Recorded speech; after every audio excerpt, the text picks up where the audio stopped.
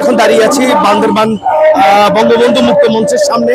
এখানে আমার পিছনে ঠিক কোটা বিরোধী আন্দোলনকারী এবং স্বঘোষিত যে রাজাকারদের বিরুদ্ধে মূলত এখানে মুক্তিযোদ্ধা এবং মুক্তিযোদ্ধার প্রজন্ম এখানে মানববন্ধনে অংশ নিয়েছে এবং এখানে বান্দরবানের যারা মুক্তিযোদ্ধা রয়েছে এবং তাদের যে মুক্তিযোদ্ধা প্রজন্ম রয়েছে তারা মূলত এখানে মানববন্ধনের মাধ্যমে এই যে কোটা বিরোধী আন্দোলনকারী তারা বলছেন তারা সারা দেশে নৈরাজ্য সৃষ্টি করছে এবং সেই সাথে তারা যেই স্বঘোষিত রাজাকার তারা দাবি করছে এটির প্রতিবাদে মূলত এখানে মানববন্ধনে তারা অংশ নিয়েছে মুক্তিযোদ্ধা এবং মুক্তিযোদ্ধা প্রজন্ম।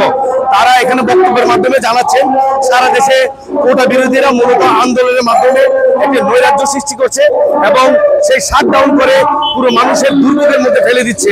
তারা এখানে বক্তব্যের মাধ্যমে এই বিষয়গুলো মূলত তুলে ধরছেন। তবে একটি আমরা দেখেছি আজ যে শাটডাউন চলছে বান্দরবানে, তার মধ্যে বান্দরবানের সাথে চট্টগ্রাম, বান্দরবানের সাথে কক্সবাজার এবং রাঙ্গামাটির সড়ক যোগাযোগ বন্ধ রয়েছে। সকাল থেকে এই সড়কগুলোতে কোনো যানবাহনই চলাচল করেনি এবং যাত্রীবাহী বাস চলাচল বন্ধ রয়েছে। এবং আমরা যেটি দেখেছি যে অভ্যন্তরীণ সড়কগুলোতে হালকা যানবাহন চলাচল করলেও সব ধরনের যে যাত্রীবাহী বাস রয়েছে সেগুলো বন্ধ হয়ে গেছে এবং এই কারণে শত শত যাত্রী এখন দুর্ভোগের মধ্যে পড়েছে।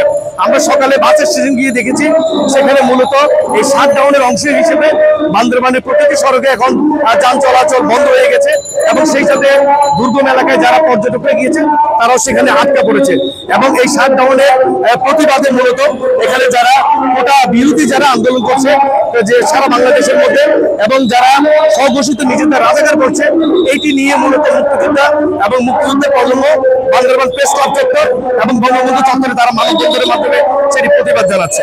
এটি ছিল বান্দরবান থেকে আমার কাছে সর্বশেষ তথ্য। মিনারুল হক, এটিএন বাংলা, বান্দরবান।